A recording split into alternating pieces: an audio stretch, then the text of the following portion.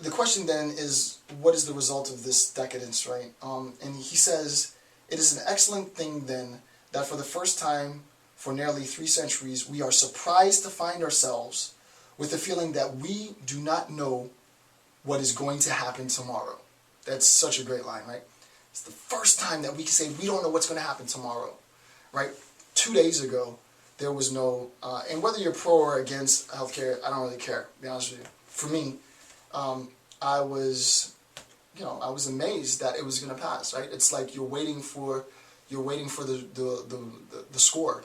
You're waiting for the final tally, and you say to yourself, you know, for centuries people have been trying to do this. I mean, Hillary Clinton has been doing this forever, since I was a child. She's been fighting for healthcare. There's no way Barack's going to get this to pass. There's no way his administration is going to get it to pass.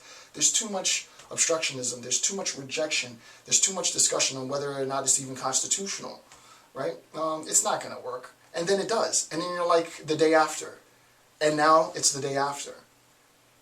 What do I do? What comes next? I don't know, right? And that's what he means. It is an excellent thing, however. Don't be scared about that, right? It is an excellent thing then, that for the first time for nearly 3 centuries, we are surprised to find ourselves with a feeling that we do not know what is going to happen tomorrow. You don't know. And that's where I want to end this discussion on Gasset, is that the possibility can be viewed not in terms of the sadness that it creates, because I recognize I won't be able to fulfill all of these possible existence with respect to my actual existence, but to look at it positively and say that it's a beautiful thing to not know what's going to happen tomorrow. Because the point is we have the ability to create that tomorrow. I know that sounds so corny, right? But we have the ability to create that tomorrow. What we have to recognize is the relationship between our actual existence, the things that we have accomplished, the things that we want to accomplish, and put a time on it. I want to get that thing done by this date. I want to make sure I have this thing accomplished by this time. And once I do that, look at all the possibilities that can happen. Look what can happen. Look what I can contribute. Look what I can create.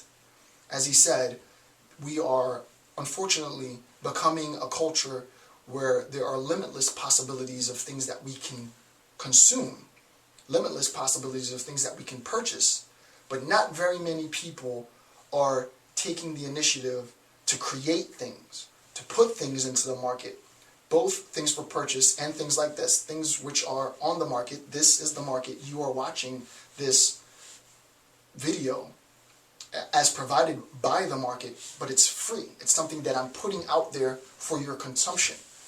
And to be honest with you, people tell me, oh, you know, it's a sad thing that not so many people watch your videos. I'm not doing it for the hit count.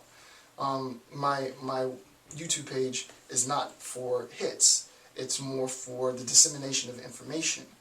And think of all the possibilities that that creates for other people. And it has. And I'm in communication with a lot of you daily about how these videos, how these lectures, how this analysis impacts your life. So for me, that's the only thing that I really need out of it. That might not be something that satisfies you. You need to figure out what it is that will satisfy you.